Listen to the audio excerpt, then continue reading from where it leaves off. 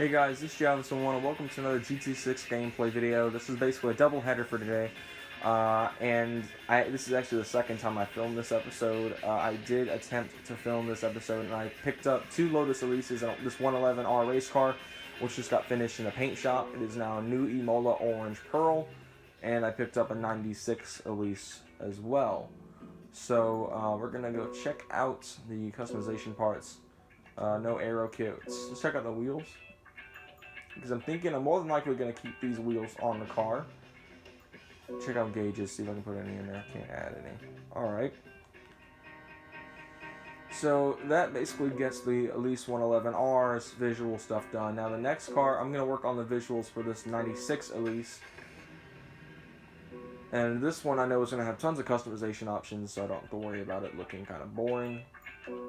We've got the front end with splitter with the canards, and it just doesn't look right. So let's go with the wings and see what we can find.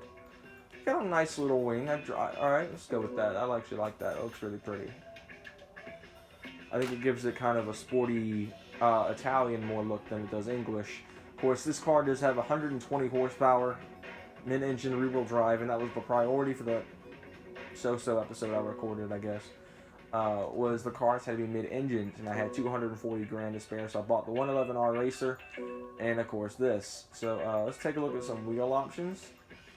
I'm thinking I may go for the NK5 spokes, or these NK RPO3s. Excuse me. Or... oh, okay, never mind, the Motegis are going.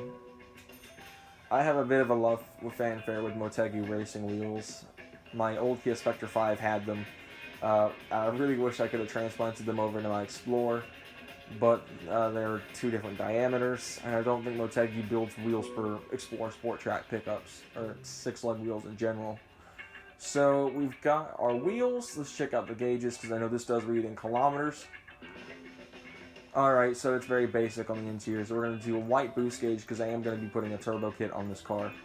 As well as a speedometer that reads up to 120 miles per hour. And then this is going to go black. So we can put it in night and day mode. You can only see the needles, of course, because the backlights on the face gauges go orange. But I've got the gauges I need, the boost gauge and the oil pressure gauge. Not oil pressure gauge, the speedometer. I don't know why I said oil pressure gauge. But yep, that's the visual mods for this car, the 96 Lotus Elise. Let's go and hitch up a turbo on this thing. Right. 174 horsepower, so it gets a pretty modest increase in power.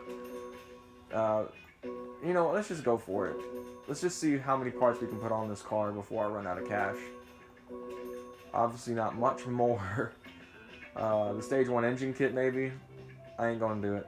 But the car now has 200 something horsepower.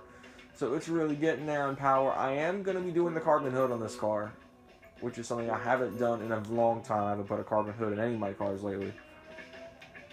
So the Elise basically is not entirely close to completion. I still got to get the brakes. I got to get the exhaust. Well, no, I did the exhaust. So what I'm going to do now, since I've got some time to spare, we're going to test drive this 96 Elise on a user-created track of mine. We're going to go to... let's see. I'm thinking I'm going to do one lap. No, that'll take too long. Let's do my go-kart arena that I made a little while back. But the reason I didn't pick that Seattle Circuit remake I did was simply because it would take forever to run across with a car that has 200 horsepower. As they're taking cars with 1,000 horsepower out there, and it takes them minute 50 tops.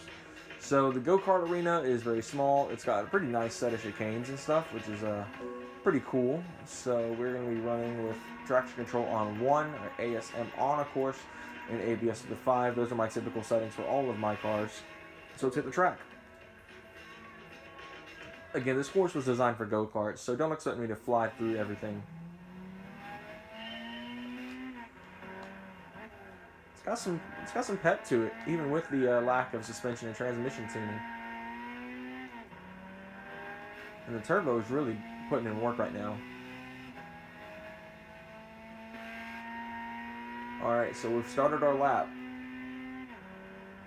I should brake, shouldn't I?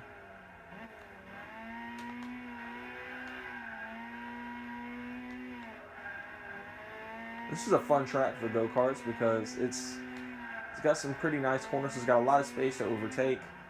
You get a lot of really long corners, such as this one here. There's lots of S-bends as well, as you'll see here.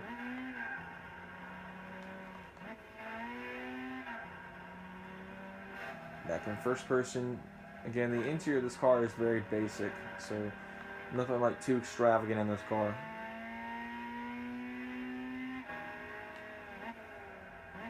Alright. There's the finish. Back in the first person. 120 kilometers an hour.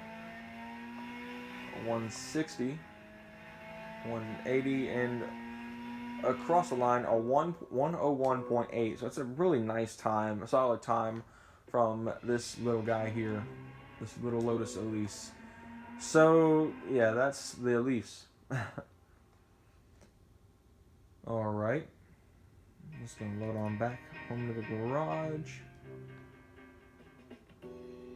As you can see, its performance down there on the bottom of the screen, 238 horsepower, 187 foot-pounds of torque.